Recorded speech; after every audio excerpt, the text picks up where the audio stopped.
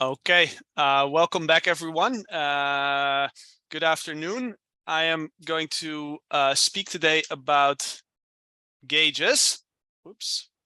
So this is a rather advanced topic. If you go and look at any textbook on gauge theory, you'll see probably that the prerequisites include not only group theory but representation theory, differential geometry or topology, and Lie algebras, Lie groups, etc. In this lecture, I'm not going to go into all these technical things, but I'm going to try to show how this notion of a gauge, which in its essence is not that complicated, how that appears in real-world geometric deep learning problems, and how it informs the design of network architectures. So I'll start with quite an extended section on motivation, covering first the idea of feature fields. So this idea that certain kinds of geometric data should be thought of as fields on your domain. In the previous lectures, we've covered signals on a domain, which you can think of as scalar functions or vector valued functions on your domain omega. In some cases, there's a slightly more general concept that you should keep in mind, which is called a field.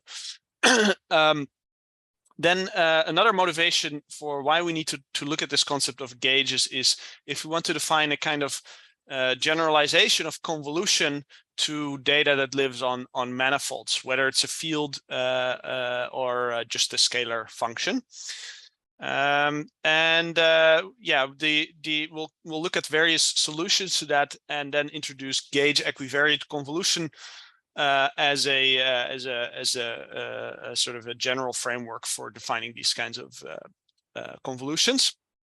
Now, I do have in this slide deck also a bunch of stuff on the mathematical theory behind this: bundles, gauges, and gauge transformation, gauge symmetry, and equivariance. But I will not go into that in this lecture. I do leave them in the slide deck. So for those of you who are curious about the underlying mathematics, I recommend to have a look there. But this will not be part of the lecture or the exam. So just to right away give you sort of a high-level idea of what we mean by gauge and gauge transformation, I made this slide. So the word gauge actually comes from a device that looks somewhat like this. It's an indicator of a certain value, like let's say a barometer, to measuring the air pressure, and the gauge tells you the value, and clearly the gauge has to have some kind of units, right? So if you measure a certain quantity in one unit, you'll get a different value than when you measure the same physical quantity in different units, and that would correspond to different gauges. And when you change from one gauge to another, then the values that describe the physical quantity will change, even though the underlying physical thing remains the same. Now, when you give this concept to mathematicians, they of course immediately generalize it to higher dimensions, and the concept becomes quite unrecognizable from the thing that initially gave us the word gauge. And so here what you see on the slide is a picture of the more general concept. So what do we have here? We have a manifold M, in this case a sphere, because that was easy for me to draw, but you can think in general about any kind of curved or even flat space for that matter. And on the manifold we see various things. So first of all, we see this green arrow here, which could be a piece of data that we want to process. More generally, usually we'll have data that forms a field on this manifold, meaning at each position on the manifold, we have such a geometrical quantity, like in this case, a vector. Now, if we can picture this, and we can think in our head as this vector being somewhere out there. Let's say it's an actual wind direction somewhere on Earth. But if we want to represent it numerically in our computer, then we need to choose a frame of reference, or in other words, a gauge. And this frame of reference, well, we could choose it in various ways. And how we choose this is essentially arbitrary. So here, what I've drawn in addition is to this data here, this green vector, is a bunch of coordinate lines. So those are the blue lines, for example, that gives you the standard latitude, longitude coordinate frame on the sphere. And then there's another equally good coordinate system for the sphere given by these red lines. And using a coordinate system, you can identify a point on the manifold by some numbers, but you can also use it to derive a frame for the tangent space in which this vector lives. So here we have our point, and we can take two vectors, the red vectors. Sorry, I'm getting some pop-ups here. The red vectors that are going in the direction of the coordinate lines. Okay, this is annoying. I cannot move my mouse anymore. My computer seems to be overheating. Anyway, the point that I wanted to make here is that we can use the coordinate lines to derive these basis vectors. As you see, the red basis vectors are derived from the red coordinate system, the blue ones from the blue coordinate system. In general, you don't need to do it that way. You can choose an arbitrary coordinate frame at every point, and those are equally good. And for every coordinate frame that you choose, you get a different numerical representation of the same geometrical quantity, the same vector in this case. And so that's what you see here on the left, and on the right, you see the coordinate charts with our green vector represented here as a pair of numbers ultimately. In this case, it's more stretched along the y-axis, so maybe this numerical representation here would be, you know,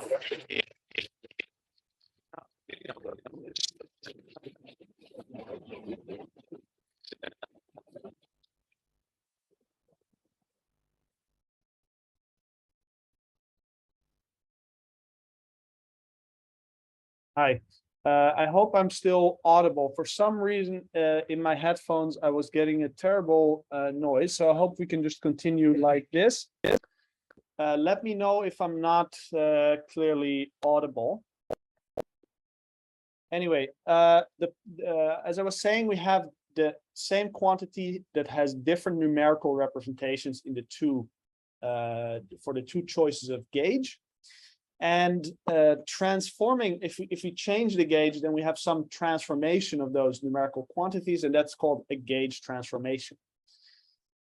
Final thing that's very important to note here is that the gauge, as you can see, is not defined on the whole manifold necessarily. In this case, we have the blue arrows only in this region here, and we have some red arrows in another region here. That's for good reason, as we'll see. But in general, you know, you have just these overlapping charts where the gauge is defined, and it need not be defined globally. All right, so that's the general picture. So why is this relevant for geometric deep learning applications? So the first motivation comes from this concept of a feature field. So this is a type of data that occurs in various kinds of applications. So for example, if you are looking at weather data on Earth, global weather data, or something coming from a climate simulation, you might have, among other things, the wind direction everywhere on Earth. So that would give you a vector field.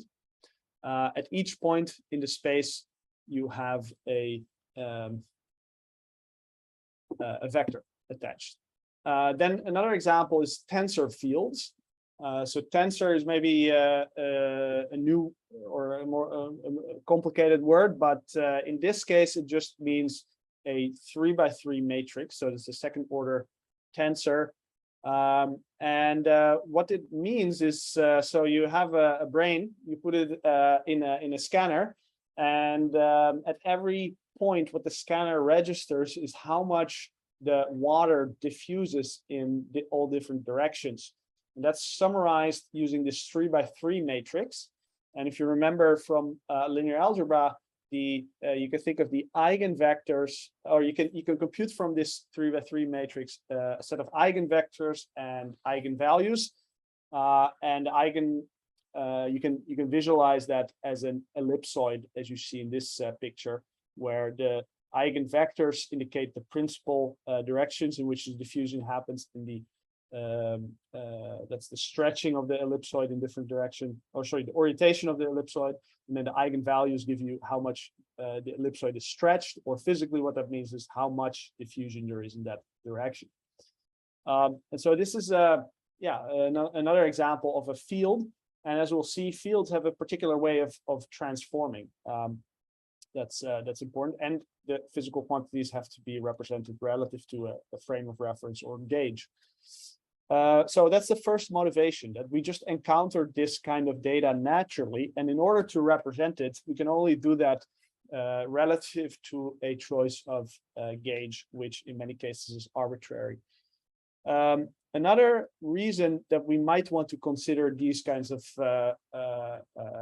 this kind of data is that fields can be useful as internal representations in a neural network. So even if your input data is a scalar signal, or a vector valued signal, as we discussed in the past, it can be useful to have internal feature maps that are that transform like fields. So one motivation for that, if you remember in the lecture on group convolutions, if we take our scalar signal and we just apply a group convolution naively, then the output is a scalar function on the group G.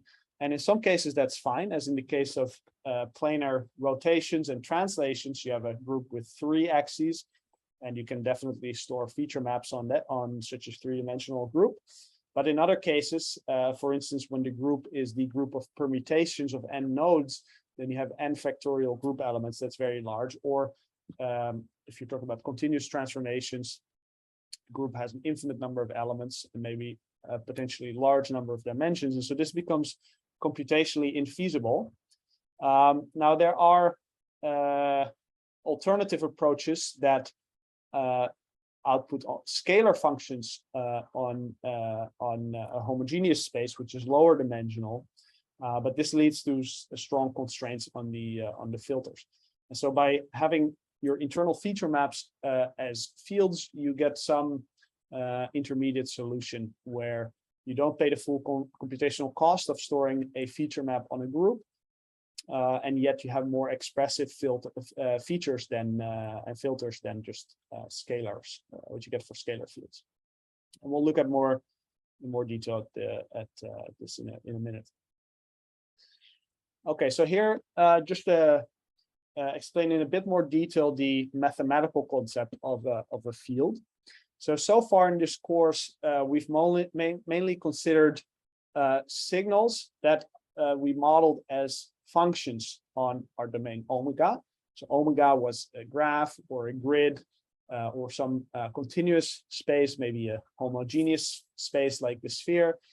And then we had some data that's a function on omega. So at every point u, it returns a set of feature values, a vector in C.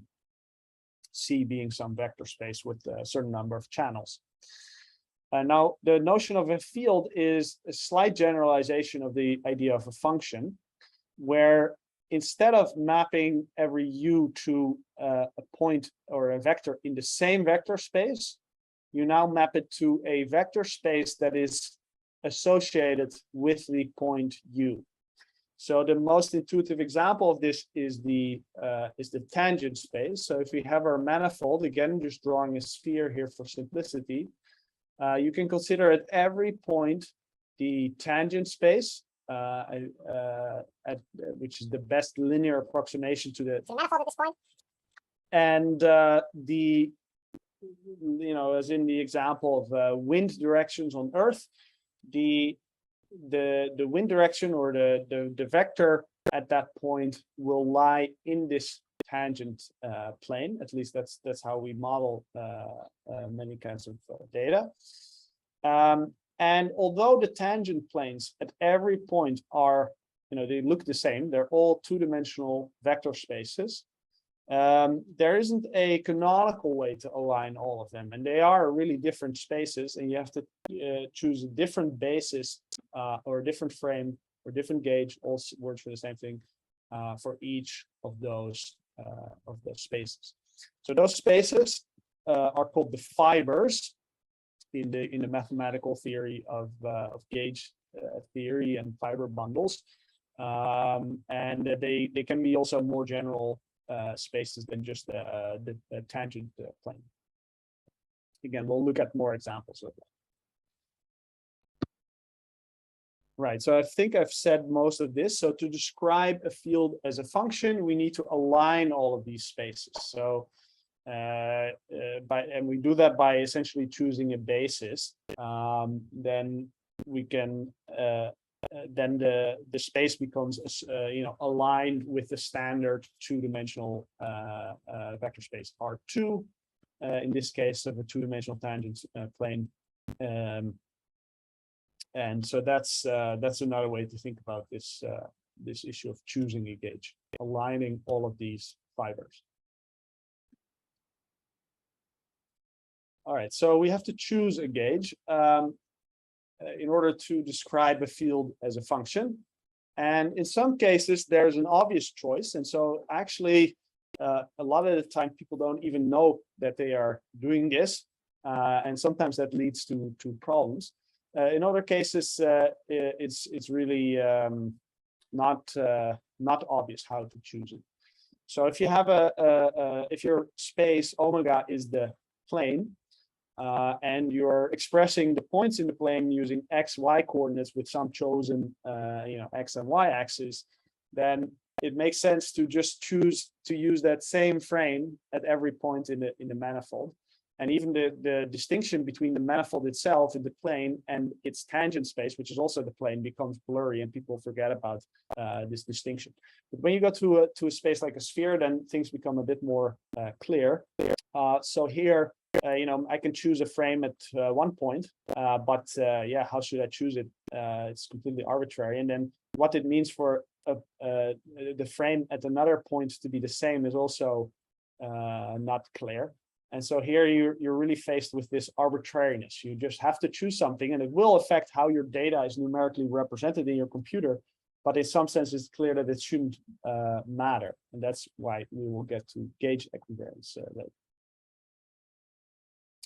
Now, there's another subtlety, which is that a global continuous gauge may not even exist. So if you have a continuous signal on a continuous field, or even a smooth one on your manifold, you would like that the numerical representation of that field is also continuous or smooth. And for that, you would like your choice of frames, your gauge, to be smooth. And it turns out that such things don't always exist. So here you see a manifold, a torus, which has a property that is called parallelizable. And what you see here is a single vector field, which is defined globally everywhere. And it's also everywhere smooth. And that could, for example, constitute the first basis vector of a choice of frame. And here on the sphere, you see an attempt to do the same. Namely, we want to choose a vector everywhere, and we want its direction to vary smoothly. But we see that at the poles here, we get a singularity. So there, around the poles, the orientation changes very quickly, and at the pole, there's no way to choose a direction of your basis vector that is smooth, because nearby basis vectors are all pointing in completely different directions. And what that would mean is if you use this kind of non-continuous gauge to represent a continuous field, then the field would numerically look discontinuous, and that can clearly hurt the performance of your machine learning algorithm, because it will generalize by assigning similar outputs to similar looking inputs, and similar here means numerically similar. That is, unless you explicitly account for the choice of gauge. So that's quite important to do. All right, so the lessons so far: geometric data, often in the form of feature fields. The geometric data often comes in the form of feature fields, and these things can only be represented relative to a choice of gauge. And in general, there's no sort of natural way to choose that gauge. So the same field can be represented in many equivalent ways relative to different gauges. Furthermore, in general, we cannot even use a single gauge to represent a continuous field as a continuous function. And you need to define your gauge locally.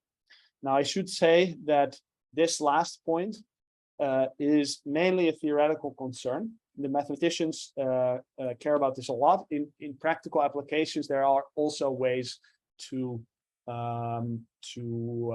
use a discontinuous gauge, in particular because we discretize our manifold anyway. Okay, so now we get to this notion of a gauge transformation. Sorry, my computer is again freezing.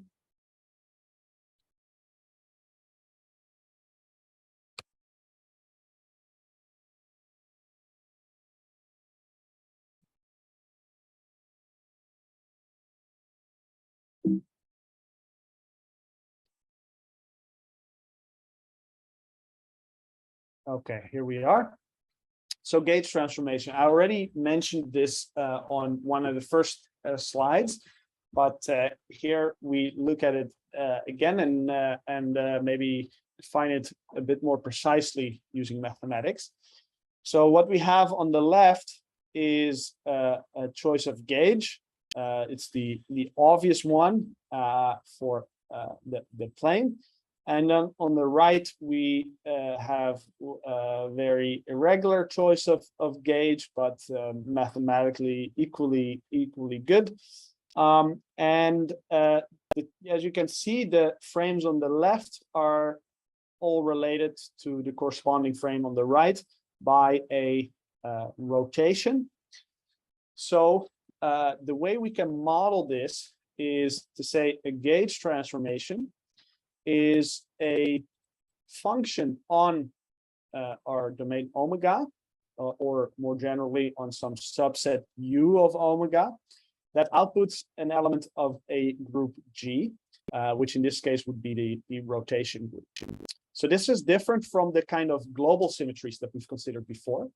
For example, our group G could be SO3 rotations in 3 dimensions. That we apply to our whole space omega, but we only have one. We only consider one group element, and we apply it to our signal on omega. Here we have that a single, the analog of this group element is now a function, a group valued function on omega. So you have a different transformation at every point. That's why gauge transformation is also sometimes called local symmetries. Now, the way that this thing acts on signals is just like we saw in previous lectures, is via some kind of representation. So G is acts directly on the frames, but if we have, say, a vector, that will transform in a different way from, for example, the tensor, as in diffusion tensor imaging, and yet again different from other kinds of geometrical quantities. So that's why we introduced this representation rho. Okay, so here we look at the example of a diffusion tensor image and how that would transform. So the diffusion tensor image signal is a function x from R3, that's our domain omega, to our 3 by 3. That's our vector space C. At each point, we have a 3 by 3 matrix. And when we want to, rotate the eigenvectors or rotate the ellipses that you see here, the way to do that is to conjugate this matrix with a rotation. So the matrix M is mapped to the matrix RM R transpose by some rotation R. Now, one thing you could do for this type of data is to build a globally rotation equivariant network, as we saw before in previous lectures. But this might not be the best idea because this brain data is typically registered, which means that it's always in the same upright orientation, and it's always centered in the image. And so you would never see the same brain globally rotated. But at small scales, it can very well be that the same patterns occur in every possible orientation. So it makes sense to assume that local directions should be considered equivalent. Another way to say that is that all orthogonal frames that you can attach at the local position should be equivalent. So we can model that as gauge transformations with values in the orthogonal group O3. If you then impose gauge equivariance, as we'll look at in a second, what it would do is make sure that your filters are locally rotation equivariant without imposing a global constraint. Right. So what do we mean by gauge equivariance? Well, here we have on the bottom left a vector field represented relative to the standard gauge for the plane and a particular coordinate system. We know what it needs to do a gauge transformation that's indicated by the horizontal arrow. There we apply an independent rotation to every frame. And that will lead to a change in the numerical representation of our vector field, even though the vectors themselves remain the same. Then we can apply a layer of our network, indicated here by F, that applies some kind of processing on this data.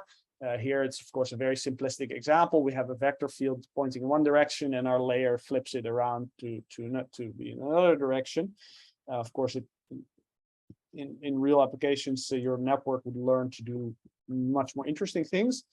But here, then we can apply a gauge transformation to the output. And what we would like is that the gauge transformation of the output is numerically the same as applying gauge transformation to the input and then applying the same network layer F. If the network satisfies this, we say that it's gauge equivariant. Okay, so far we've looked at what are called external gauge symmetries, where the frame of reference is a frame for the tangent space of the manifold. And when you talk to physicists who are really the main ones who use this word gauge and gauge transformation, they typically think about something else, namely internal gauge symmetries. And these are mathematically quite similar, but still different. So in this case of internal gauge symmetries, the basis vectors of your gauge, of your frame, are not related in any way to the directions in the manifold or domain omega. So here is one example. There are many examples in physics that I don't know that much about, and also they don't play as of yet a very important role in applications of geometric deep learning. But here's one example. So what we can do is look at a single RGB vector. So that's the fiber at a particular point in the plane, R3. And we we can say that we have the R, G, and B basis vectors, and we could, for example, permute them by the action of the permutation group on 3 elements. And we could call that a gauge transformation. If we do that separately at each location, then we're changing the numerical representation of the image. But if we remember that the order of the color channels at each pixel is now different, it's still the same image.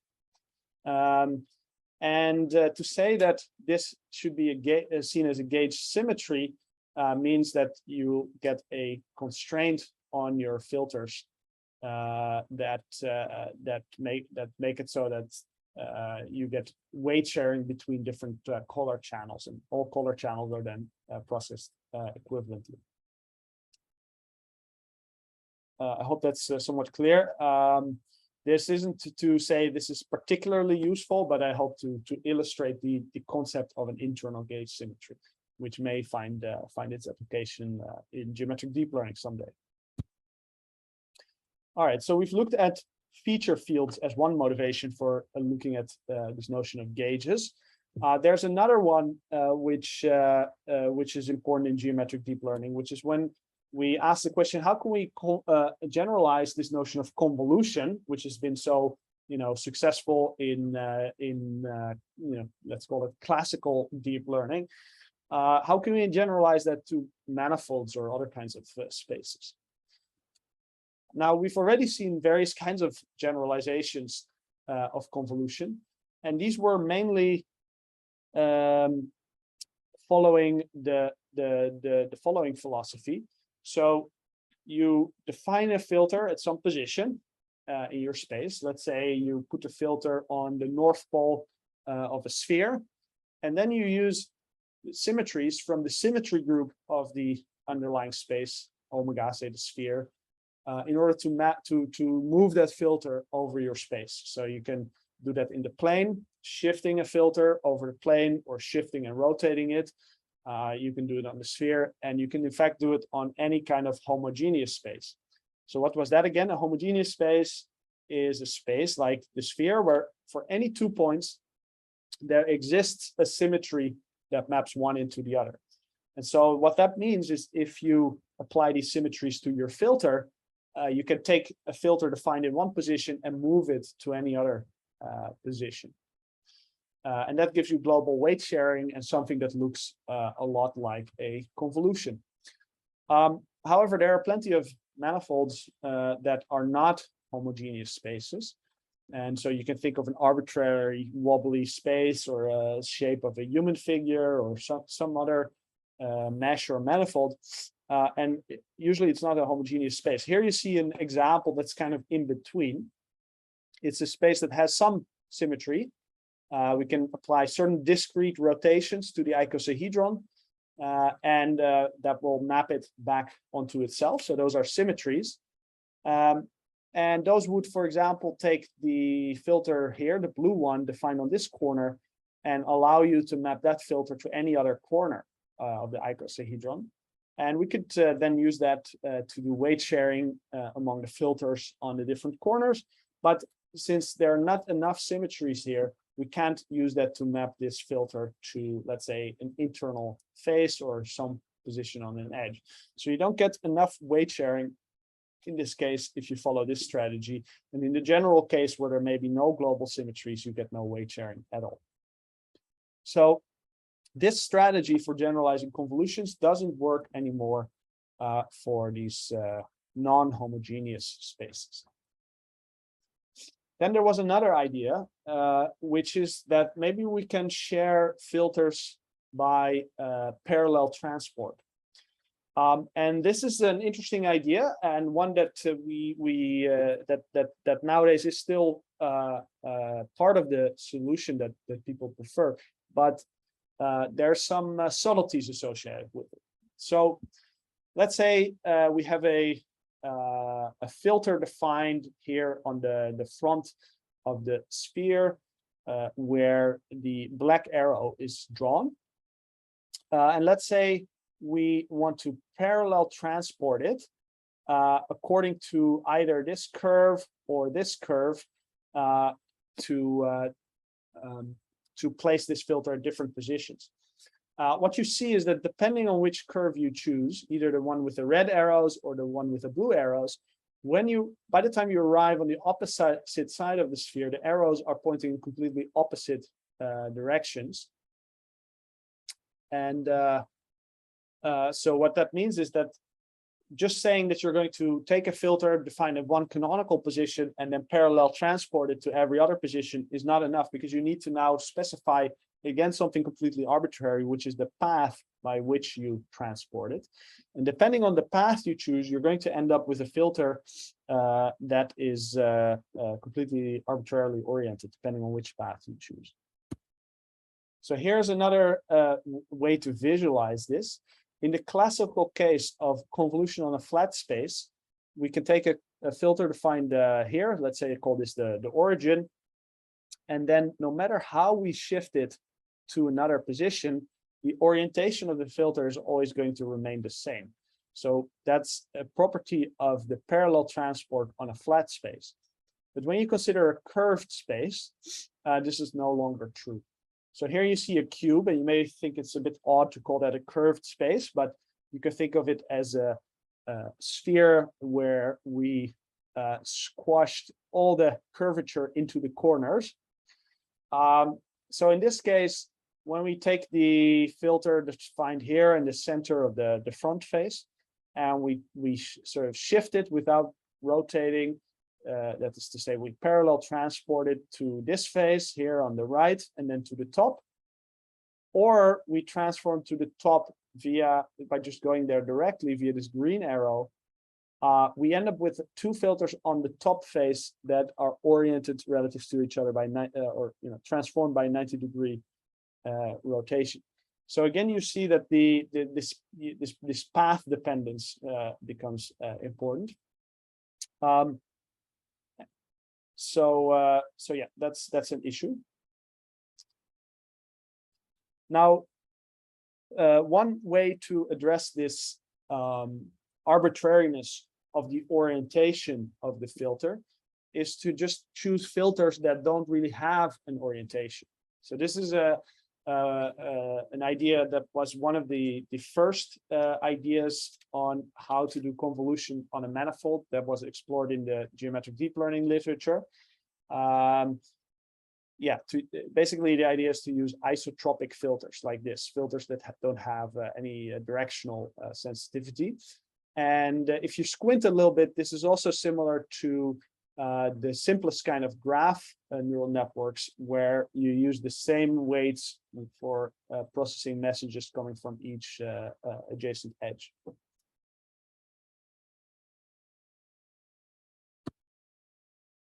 Then a more advanced idea was called Geodesic Convolution by Muschi, Boscaini, and with Michael Bronstein and Pierre van der Geijst.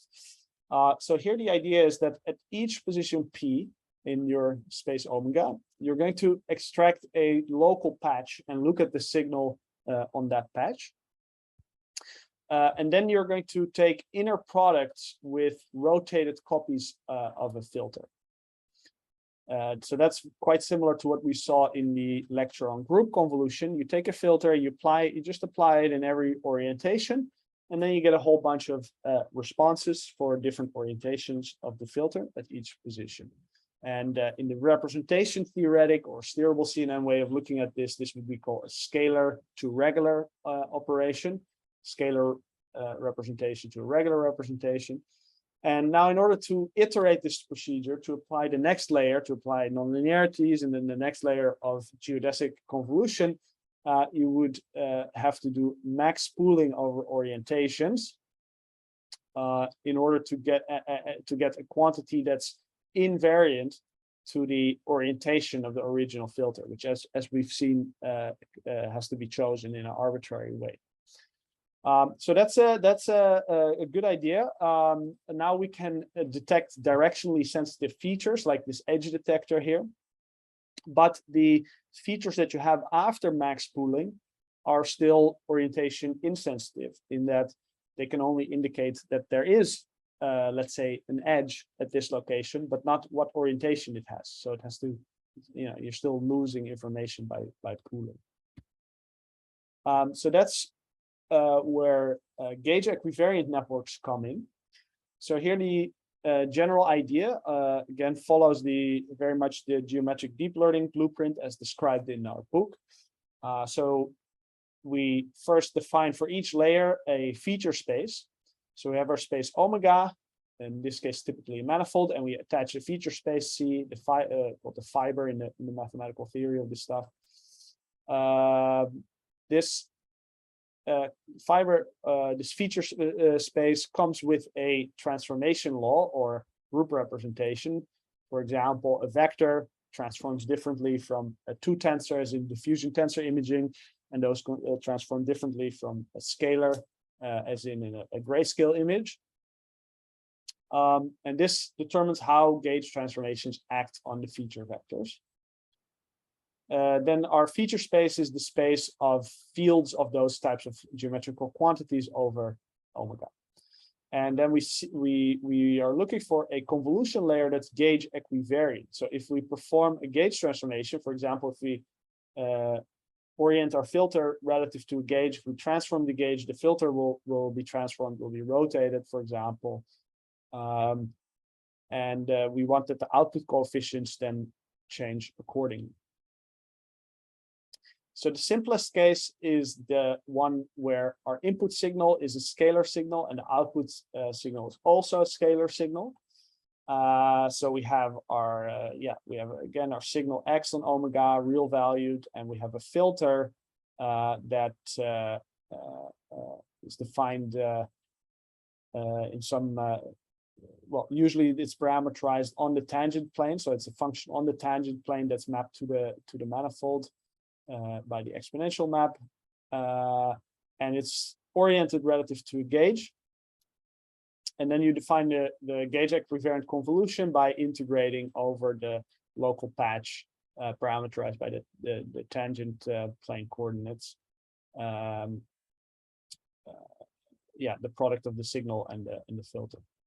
Now, one can prove that this type of operation is gauge equivariant if and only if the filter is isotropic. So that's again an instance of this phenomenon we've observed, that if your input is a scalar signal and your output is a scalar signal, then the filter has to be isotropic, which is quite undesirable in general.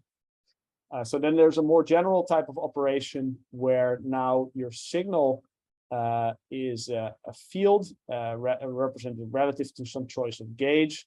You can think of it as a vector valued function. A filter is then a matrix valued function, and the basic, the rest of the structure is very similar, but the basic result now is that this is gauge equivariant if and only if the filter satisfies a certain equivariance constraint. And I recommend looking at the literature on gauge equivariant networks if you want to see the details of this derivation. Okay, I'm going to skip over the implementation details because there are by now quite a lot of different ways of implementing this. What I've covered in this lecture is mainly the underlying theoretical ideas, but when it comes to implementing this, there are many choices. And there are also by now quite a lot of applications. So this is one of the early works on applying this to problems in physics. Sampling using SUN gauge equivariant flows, application to lattice gauge theory. So these are physics application. And as I mentioned, by now there's a much larger literature. So if you're interested in physics applications, check out these papers and also the papers that cite them.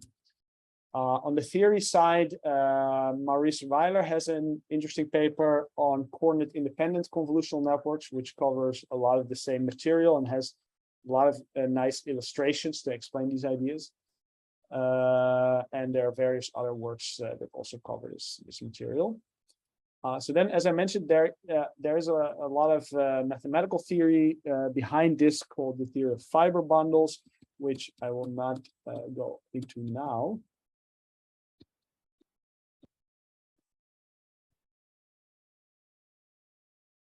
Right, but I did want to share with you this slide, which hopefully will put the different methods that we've discussed in this course into perspective.